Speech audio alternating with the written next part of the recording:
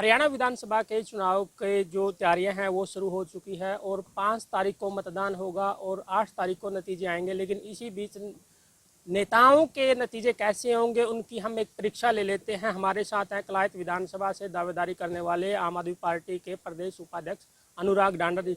अनुराग डांडा जी, ये बताइए चुनाव कैसा चल रहा है? चुनाव बहुत बढ़िया चल रहा है। पूरे हरियाणा के अंदर जहां भी हम जा रहे हैं, जैसे परसों कलायत और टोहाना में रैली थी सरदार भगवंत मान जी की, लोग बहुत उत्साह से आए थे।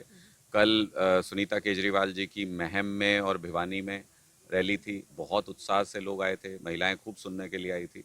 तो लोगों के अंदर एक रुझान है, एक रुचि है लोगों के अंदर कि इस बार बदलाव चाहिए। भारतीय जनता पार्टी से परेशान है लोग, बदलना चाहते हैं, इस बार नई विचारधारा के साथ जुड़ना चाहते हैं। तो पूरे हरियाणा में अच्छा माहौल है, अच्छी तैयारी चल रही है। कलायत ही क्यों चुना आपने? नहीं, चुना तो अभी पार्टी आदेश करेगी, पार्टी का चुनाव होगा। लेकिन अगर काम करने के लिहाज से, अगर मेरे एक्टिव होने के और सोशली लोगों से मिलने जुलने के लिहाज से देखें तो मेरा घर है, मेरा अपना इलाका है। और अपने अगर परिवार के लोगों से, अपने समाज के लोगों से अगर जुड़ के नहीं चलेंगे, अगर उनके बीच में काम नहीं कर सकते तो फिर बाहर कहाँ कर सकते हो। तो इसलिए निश्चित तौर पे अपने घर और आसपास के प्रति लगाव ज़्यादा रहता है। लेकिन पूरे हरियाणा के अंदर हमने एक एक बूथ के ऊपर पूरे मन से, पूरी ताकत से तैयारी की है और पूरे प्रदेश में संगठन को बहुत मजबूती से तैयार किया है और इस लेवल पे लाके खड़ा कर दिया है कि आज एक तीसरा विकल्प आम आदमी पार्टी पूरे हरियाणा में बन के खड़ी है। आपके लिए पंजाब के मुख्यमंत्री भगवंत मान आए हैं। एक बात की चर्चा है कि भगवंत मान ने यहाँ पर SYL का जिक्र नहीं किया। ये बात है कि आप दूसरी तरफ कह रहे हो कि आप कांग्रेस के साथ जाने को तैयार हो। मतलब यहाँ पर सरेंडर कौन कर रहा है, कांग्रेस कर रही है आम आदमी पार्टी कर? बीजेपी कर रही है। बीजेपी सरेंडर कर रही है क्योंकि उनके लिए लड़ने वाले ही नहीं बचे, छोड़ छोड़ के चले गए सारे पार्टी। आप बीजेपी के साथ तो कर नहीं रहे ना, आप गठबंधन तो नहीं, कांग्रेस आपने के। आपने पूछा सरेंडर कौन कर रहा हाँ, है, तो सरेंडर कौन सरेंडर कर? तो बीजेपी कर रही है और एग्जिट भी बीजेपी करेगी नहीं, हरियाणा अगर आप प्रदेश से। मजबूत हो तो फिर आप जा क्यों रहे हो, मतलब देखिए, कांग्रेस के साथ? हम लोगों का बहुत स्पष्ट रुख है। भारतीय जनता पार्टी ने पिछले 10 साल में देश को भी और हरियाणा प्रदेश को भी बर्बाद कर दिया। हमारे युवाओं को बर्बादी की कगार पे पहुंचा दिया। ये पूरा इलाका आप देख लीजिए, किसी गांव में चले जाओ, बच्चे जमीन बेच बेच के विदेश में जा रहे हैं। इससे बुरी हालत नहीं हो सकती थी। अग्निवीर योजना ला करके फौज में हमारे बच्चों का जाना लगभग खत्म कर दिया। बच्चों ने तैयारी करनी छोड़ दी फौज की। अगर फौज में हरियाणा के बच्चे नहीं होंगे, आप इमेजिन कर सकते हो, अगर हरियाणा के युवा फौज में नहीं होंगे तो क्या फौज कमजोर नहीं होगी? और फौज कमजोर होगी तो किसका नुकसान होगा? देश का नुकसान होगा। देश के लिए खतरनाक है भारतीय जनता पार्टी। हमारा पहला लक्ष्य है कि भारतीय जनता पार्टी को खत्म करना है नॉर्थ इंडिया से, जिसको वो अपनी ताकत समझते हैं। देश की राजनीति से इनको बाहर करना है क्योंकि ये देश के खिलाफ काम कर रहे हैं। आपने कहा कि इमेजिन कीजिए, मैं इमेजिन कर रहा हूँ कि कांग्रेस और आम आदमी पार्टी का गठबंधन हो जाता है, उसके बीच में फिर SYL आएगी कि अब अब क्या पानी मिलेगा अगर गठबंधन होगा? नहीं, देखिए, बहुत स्पष्ट तौर पे हम इस सवाल का बार बार ये जवाब दे चुके हैं कि आप अगर पॉलिटिकल इतिहास देखें, आम आदमी पार्टी के पास तो ऐसा मौका ही नहीं आया कि ये एक द्विपक्षीय या तीन पक्षीय मामला है जिसमें केंद्र सरकार, पंजाब और हरियाणा का इन्वॉल्वमेंट है। तीनों जब तक साथ नहीं बैठते तब तक काम नहीं हो सकता। और नरेंद्र मोदी जी तो प्लेटफॉर्म पे आने के लिए तैयार ही नहीं है। कोई एक मीटिंग बता दो जिसमें नरेंद्र मोदी जी खुद बैठे हो। तो इसके लिए भी बड़े पैमाने पे भारतीय जनता पार्टी दोषी है। पिछली बार लोकसभा चुनाव के प्रचार में मोदी जी ने कहा 70 साल से पानी बह के पाकिस्तान जा रहा है, पंजाब, हरियाणा, राजस्थान के हक का पानी, मैं इस पानी को रोकूंगा, मैं लेके आऊंगा। 5 साल भी निकल गए, अगला चुनाव भी आ गया। मोदी जी से पूछ लो, अगर एक बूंद भी पानी पाकिस्तान का उन्होंने रोका हो और पंजाब, हरियाणा, राजस्थान को दे दिया हो तो हम मान लेंगे कि वो कुछ प्रयास कर रहे हैं। लेकिन अगर वो प्रयास ही नहीं कर रहे और झूठ बोल रहे हैं तो फिर प्रथम दोषी तो वो हैं।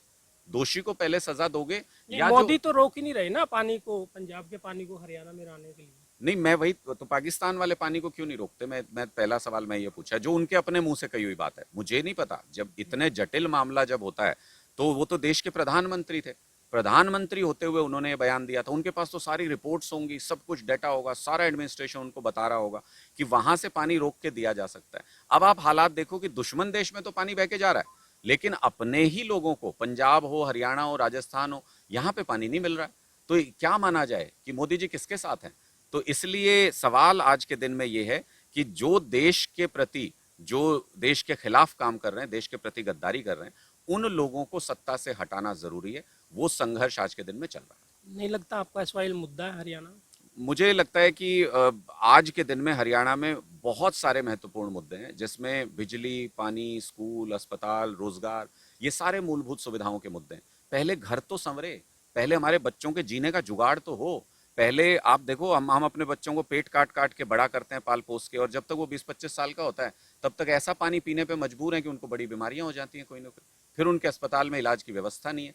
तो अगर हमारे बच्चों को ऐसे ही पाल पोस के युवा करके अगर मौत के मुंह में धकेल देना है, तो फिर क्या ही हम कर रहे हैं, किन मुद्दों के लिए हम लड़ रहे हैं। तो इसलिए मूलभूत सुविधाओं का मुद्दा हर घर का मुद्दा है, बिजली, पानी, स्कूल, अस्पताल का मुद्दा हर घर का मुद्दा है। पहले हमको नींव पे काम करना पड़ेगा, बिल्डिंग तब बनेगी। क्या मुद्दे लेके जा रहे हो? मुद्दे हम स्पष्ट हैं, 5 गारंटी लेके जा रहे हैं अरविंद केजरीवाल जी की। और इन 5 गारंटियों में, जैसे घर बनाते हैं तो लाखों ईंटें लगती हैं घर बनाने में, लेकिन घर मजबूत होगा कि नहीं, वो इस पे निर्भर करता है कि नींव कितनी मजबूत है। तो ये 5 गारंटियां हरियाणा के भविष्य की नींव है। 24 घंटे बिजली देंगे और फ्री बिजली देंगे, ये केजरीवाल जी की गारंटी है। जब अस्पताल अच्छे बनाएंगे और फ्री इलाज देंगे, केजरीवाल जी की गारंटी है। स्कूल अच्छे बनाएंगे, सरकारी स्कूल, फ्री में शिक्षा देंगे, केजरीवाल जी की गारंटी है। महिलाओं को 1,000 रुपए की सम्मान राशि हर महीने देंगे, केजरीवाल जी की गारंटी है। और 100% रोजगार युवाओं के लिए सुनिश्चित करेंगे। ये 5 गारंटी लेके लोगों के बीच जा रहे ये हैं। गारंटी बात कर रहे हो आप, गारंटी जो शब्द है वो पहले लोकसभा चुनाव में बीजेपी की तरफ से आया था कि मोदी की गारंटी, क्या नकल मार रही है आम आदमी पार्टी? ये तो मोदी जी से पूछो किसके नकल मार रहे हैं। गारंटी सबसे पहले अरविंद केजरीवाल जी ने दी थी। हमने पंजाब चुनाव में भी गारंटी दी, हमने गुजरात चुनाव में भी गारंटी। इनको लगा कि गारंटी चल रही है केजरीवाल जी की, तो इनको लगा हम भी करते हैं मोदी की गारंटी। लेकिन इनको ये नहीं पता कि गारंटी लिखने से गारंटी नहीं हो जाती, उसको पूरा भी करना पड़ता है। अब मोदी की गारंटी वो 15 लाख वाली कहाँ चली गई, मोदी की गारंटी 2 करोड़ रोजगार वाली गारंटी कहाँ चली गई। अब तो हमने अपने दफ्तरों के बाहर ये लिखना शुरू कर दिया है कि गारंटी सिर्फ अरविंद केजरीवाल जी की है, हमारी कोई ब्रांच नहीं है, नकलचियों से सावधान। नहीं, आपने कहा कि गारंटी, आप गारंटी जो दे रहे थे लोकसभा में, आपने भी देखा कि नतीजे 400 के थे लेकिन दिखाई नहीं दिए 200। तो मैं तो कह ही रहा हूँ, मोदी जी की गारंटी सिर्फ झूठ बोलने की गारंटी है। मोदी जी की गारंटी नकली गारंटी है, इसलिए लोग उस पर तो विश्वास नहीं आपकी करते। गारंटी भी कोई टर्म एंड कंडीशन पे है क्या? नहीं नहीं, 100% अरविंद केजरीवाल जी ने जो गारंटी दे दी, हमने आज तक जिस भी प्रदेश में हमारी सरकार आई है, हमने उन पे काम किया, उनको पूरा किया है। और अरविंद केजरीवाल जी के कहने का मतलब 100% वो काम होके रहेगा। लेकिन जो मुद्दे आप लेके आ रहे हो, जैसे बीजेपी उन्होंने वो सूर्य योजना लेके आए, हर घर सूर्य योजना, आप कह रहे हो कि बिजली फ्री देंगे। बिजली फ्री तो उन्होंने भी कर दी ऑलमोस्ट। कहाँ है, आप कहाँ बिजली आ रही है? बिजली आ नहीं, रही है वो हरियाणा में। उन्होंने कहा ना सूर्य घर सोलर से दे रहे हैं 1,80,000 वाले को। कहा तो 15 लाख भी था, दे दिए क्या आपके खाते में आए? नहीं, अभी अभी वितरण किया ना उन्होंने, चेक्स दिए हैं अभी मैं लाभार्थियों को। मैं यही तो कह रहा हूँ, कितने चेक दिए? हरियाणा की पॉपुलेशन कितनी है, और कुछ हजार, 500,000 लोगों को वो दे के, चेक दे के, तो उन्होंने सारे हरियाणा का भला कर तो दिया। आपका क्या टर्म एंड कंडीशन? 90% लोगों को पंजाब में फ्री बिजली मिलती है, 85% लोगों को दिल्ली में फ्री बिजली मिलती है।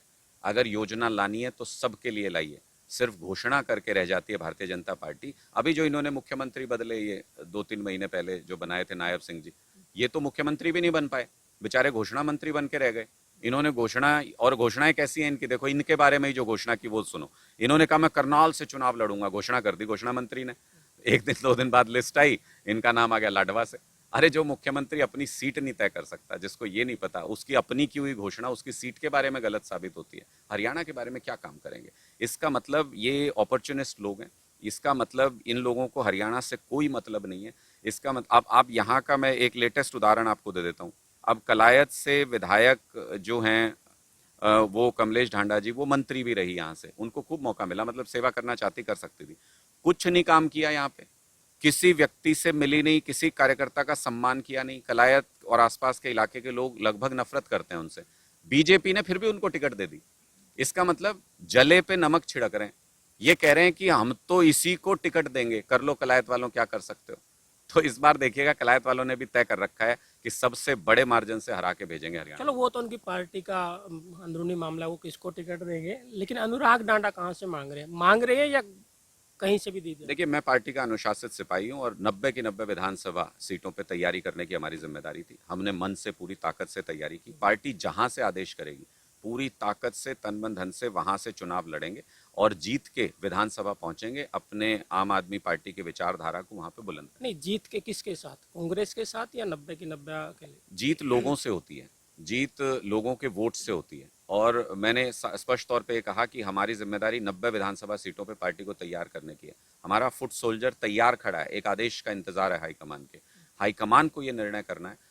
ये इस तरीके के गठबंधन के निर्णय हमेशा अरविंद केजरीवाल जी हमारी पार्टी में करते आए हैं और हम सबको अटूट विश्वास है उनके ऊपर। हाईकमान को ये तय करना है कि अगर हरियाणा का भविष्य गठबंधन में है और अगर सम्मानजनक तरीके से गठबंधन हो रहा है, उनका आदेश आता है, तो हम उसका पालन क्या करेंगे। वन मैन आर्मी है आम आदमी पार्टी? आप कह रहे हो कि बार बार केजरीवाल ही तय करते हैं या पार्टी तय करती है? अरविंद केजरीवाल आज के दिन में एक व्यक्ति नहीं है। अरविंद केजरीवाल आज के दिन में एक विचारधारा है। अरविंद केजरीवाल आज के दिन में व्यक्तियों का समूह है, संगठन है।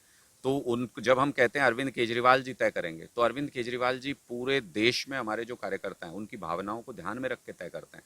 अरविंद केजरीवाल जी जब तय करते हैं तो पार्टी की सारी लीडरशिप से बात करके तय करते हैं। ये एक डिसिप्लिन्ड पार्टी की निशानी है कि जो आज के दिन में हमारे पार्टी की लीडरशिप है उसके अक्षरशः उसका पालन करेंगे। जो भी आदेश वहां से आएगा पूरी ताकत से उसको निभाएंगे। जब लोकसभा चुनाव आए तो आपने रणदीप सिंह सुरजेवाला पर आरोप लगाया था कि हम यहाँ से हारने वाले नहीं थे, हमें तो हराया गया है यहाँ से। जब आपको एक सीट मिली, महासचिव पे आपने आरोप लगा दिया, तो अब फिर ऐसी पार्टी के साथ आप क्यों सोच रहे हो कि उनके साथ फिर जाया जाए? देखिए, उस वक्त भी इस बात पे बहुत चर्चा हुई थी। मैंने तब भी ये कहा था कि लोगों के फीडबैक हैं और सब तरीके के फीडबैक आते हैं। कोई कुछ कहता है, कोई कुछ कहता है। उन सारी चीज़ों को समाहित करके हमने उसके बाद एक समीक्षा बैठक कर ली थी और उसमें सारी बातें आ गई थी। पॉजिटिव्स भी आ गए थे, नेगेटिव्स भी आ गए थे। सारी चीज़ों को सुन के हमने तब ये तय कर लिया था कि जो कमज़ोरियाँ रही उनसे सीखेंगे, जो हमारी अच्छाइयाँ रही उनको और मजबूत करेंगे। और उसके आधार पे हमने फिर उसके बाद 2-3 महीने पूरे हरियाणा के अंदर संगठन पे काम किया, उसको तैयार किया उसी तरीके को। चीज़ें, एक्सपीरियंसेस होते हैं लाइफ में, वो सीखने के लिए होते हैं और फिर उनसे आगे भी बढ़ जाना होता है। आप किसी भी चीज़ को लेके, उस मुद्दे या उस बात को लेके हमेशा के लिए बैठे नहीं रह सकते। तो मुझे लगता है वो उस समय अलग अलग लोगों का फीडबैक था, किसी का इंडिविजुअल व्यू आया था, हमने उसको उसके ऊपर बात की थी और फिर समीक्षा बैठक में सारी चर्चा करके एक निर्णय पे पहुंचे। बीती ताही बिसार दे, आगे की सुध ले। तो अब हरियाणा के भविष्य की तरफ देखना है, आगे की तरफ देखना नहीं, है। रणदीप सुरजेवाला ने तो कल भी कहा है कि मैंने तो ये कहा था कि ज़रूरत नहीं है आम आदमी पार्टी के साथ। देखिए, मैं यही बात कह रहा हूँ कि इंडिविजुअल व्यू और संगठन का निर्णय, ये दो अलग बातें हैं। इंडिविजुअल व्यूज की अगर बात करें तो मैंने अभी आपको बताया कि 90 की 90 सीटों पे हमने अच्छी तैयारी की है। हम सक्षम है अपने दम पे चुनाव लड़ने में हरियाणा के अंदर। लेकिन निर्णय हाईकमान को करना है। तो पार्टी के सभी लीडरशिप से बात करके जो हाईकमान निर्णय करेगा, मुझे पूरी उम्मीद है कि उधर के लोग भी सारे फॉलो करेंगे उस निर्णय को, इधर के लोग भी सारे फॉलो करेंगे। और अगर पार्टी हाईकमान का आदेश आता है कि अकेले चुनाव मैदान में उतरना है, तो 90 की 90 सीटों पे ऐसा चुनाव लड़ेंगे जैसा आज तक हरियाणा के इतिहास में हुआ नहीं हुआ। नहीं, पहली बार आम आदमी पार्टी विधानसभा चुनाव लड़ रही है और इतनी पुरानी पार्टी के साथ गठबंधन, कहीं के एक हाथ उन्होंने भी बढ़ाया, आपकी तरफ से भी बढ़ा है। क्या कमज़ोर हो गई है हरियाणा में कांग्रेस? नहीं, मुझे नहीं लगता है कि ये इससे ये स्पष्ट होता है कि कोई कमजोर हो गया या कोई ताकतवर हो गया। गठबंधन जब होता है, जब हमने केंद्र में गठबंधन किया तो एक ऐसी तानाशाह सरकार को गिराने के लिए किया था, ऐसी तानाशाह सरकार को कमजोर करने के लिए किया था जो लोगों के ऊपर अत्याचार कर रही थी, और हम उसमें कामयाब रहे पूरी तरह से। मोदी जी के दोनों हाथों में बैसाखी है आज के दिन में। ज्यादा तेज चलेंगे औंधे मुंह गिरेंगे, ऐसी हालत में उनको लाके खड़ा कर दिया। तो मुझे लगता है कि ये रणनीतिक फैसले होते हैं कई बार। और जैसा मैंने आपको बताया, हमारा लक्ष्य बहुत स्पष्ट है कि नॉर्थ इंडिया से भारतीय जनता पार्टी का पूरी तरह से सफाया करना है। जब तक कर नहीं लेंगे, हमारे नेतृत्व को जिस तरीके से उन्होंने साजिश करके जेल में डाला है, जिस तरीके से हरियाणा के और देश के युवाओं के साथ जो धोखा किया भारतीय जनता पार्टी ने, देश के किसानों के ऊपर जो अत्याचार किया भारतीय जनता पार्टी ने, उसका ऐसा बदला लेंगे कि भारतीय जनता पार्टी के लोग याद रखेंगे। अगर गठबंधन नहीं होता है, कुछ बीजेपी भी भगोड़े हैं, कुछ कांग्रेस से भी, लग रहा है कि इन भगोड़ों से ही फिर सत्ता की तरफ देखा जाए। नहीं, देखिए, भगोड़े कहना सही नहीं है। उसका कारण भी होता है कि वो किसी न किसी चीज़ से असंतुष्ट हैं और कोई तो निर्णय ऐसा भारतीय जनता पार्टी का या दूसरी सभी पार्टियों का रहा होगा जिसकी वजह से वो उससे बाहर, उन्होंने उस निर्णय से बाहर निकले वो। तो हम काफ़ी लोगों के संपर्क में, लगभग 2 दर्जन लोग इस तरीके के आम आदमी पार्टी के संपर्क में। हमारी बीजेपी या बातचीत कांग्रेस में? सभी जगह से, सभी पार्टियों से हमारी लगातार बातचीत चल रही है उनसे। और ये एक रणनीतिक फैसला है। सही समय पे जो निर्णय हमको लेना होगा हम उसको लेंगे। लेकिन हमारी सब तरीके की तैयारी, मैं फिर कह रहा हूँ कि कोई हमें कमज़ोर समझने की अगर भूल कर रहा हो तो ये उसके राजनीतिक जीवन की, उनके राजनीतिक इतिहास की सबसे बड़ी भूल साबित होगी। आम आदमी पार्टी के संयम को कमजोरी नहीं समझा जाए। हम 90 की 90 विधानसभा सीटों पर सक्षम भी हैं और रणनीतिक रूप से मजबूत भी हैं, लेकिन हमारा लक्ष्य साफ है कि हम भारतीय जनता पार्टी को साफ करना चाहते हैं जिसने लोगों पर अत्याचार किया। इसलिए हम सर झुका भी सकते हैं, इसलिए हम संयम भी बरत सकते हैं, सब कुछ कर सकते हैं, लेकिन तैयारी हमारी पूरी है और पूरी ताकत से चुनाव लड़ने में सक्षम है। ये थे आम आदमी पार्टी के प्रदेश उपाध्यक्ष अनुराग डांडा, जो कलायत से अपनी दावेदारी पेश कर रहे हैं। लेकिन दूसरी तरफ से जो दावेदारी है वो जयप्रकाश अपने बेटे विकास सहारण के लिए भी कर रहे हैं। वहीं तीसरी तरफ अगर बात की जाए तो रणदीप सिंह सुरजेवाला के नेतृत्व में मैदान में तैयारी कर रही श्वेता डुल भी इस सीट को आजमाना चाहती है। लेकिन अगर ऐसे में दोनों पार्टियों के बीच में गठबंधन हो जाता है तो देखते हैं कि ये सीट किसके पाले में आएगी। कैथल से एबीपी न्यूज़ के लिए सुनील रविश।